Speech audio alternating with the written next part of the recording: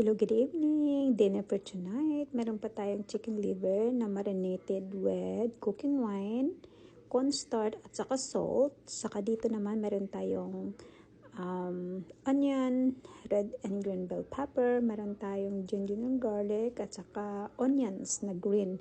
Ito naman yung sauce na meron siyang soy sauce, sugar, black pepper at saka cooking wine. So ito sa mainit na kawali, nag-init na tayo ng mantika kasi pan fry natin yung ating liver.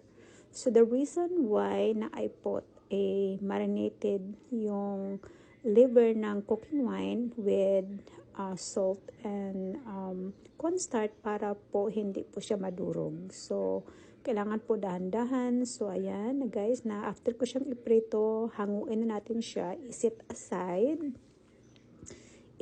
natin yan siya kasi the same pan, stir fry natin yung onions. Ayan, so haluin natin hanggang mag-translucent siya. Ayan guys, so halo-halo hanggang medyo lumambot. And then you're gonna add ginger at saka yung garlic. Ayan, so scrape mo yung natirang ano dyan kasi pangpalasa talaga yan. And then inad natin yung ating bell pepper. So isi-stir fry lang natin yan hanggang lumambot. O, diba? So dapat hindi overcook yung ating liver, no? Para hindi po siya durog at saka masarap talaga pag hindi siya overcook. Ayan guys, so halo-halo lang. Isi-script natin yung mga tira-tira dyan dahil alam mo, nagpapadagdag talaga ng flavor yan. Ayan. So excited na ako guys na i-share sa inyo ang recipe na ito dahil napakasimple lang talaga at saka madali po siyang lutuin. So ayan, nilagay ko na yung ating liver na set aside tapos nilagay ko na rin yung sauce. Ayan guys, so kung gusto niyo lumapot yung sauce, lagyan niyo lang siya ng 1 teaspoon na cornstarch with 1 tablespoon ng water. Diluted lang yan. Tapos, hindi ko na dito pinakita sa video dahil hindi nga siya nakunan kanina.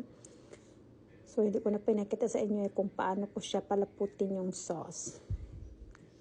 Ayan guys, so hayaan na natin siya. Hindi ko pala alam na hindi ko pala talaga ito na post nung nagtitik ako ng video. So, ito guys, napakasarap talaga nito. As in, salsa pa lang, ulam na. Oh, masarap talaga siya guys, I promise you. So, dito, pag kulang sa lasa, pwede naman kayo mag-add ng little salt. Sa inyo, depende sa inyong panglasa po, So, ayan guys. So, talaga namang, ayan, ang tagal naman pala nito. Ayan, so, ayan, nilagay ko na nung cornstarch na diluted sa water. So, minix ko na siya.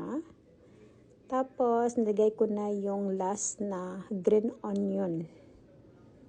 Ayan, so, kasi,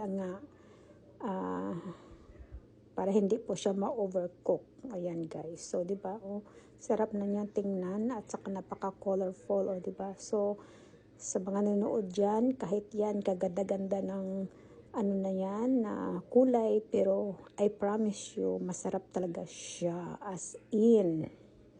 Oo, talaga ako dito, napa-extra rice. Ayan, so kung gusto nyo maanghang, pwede kayo maglagay ng sili, o di kaya chili garlic oil. So, dito naglagay ako ng chili garlic oil, diba? So, hindi ko na pinakita.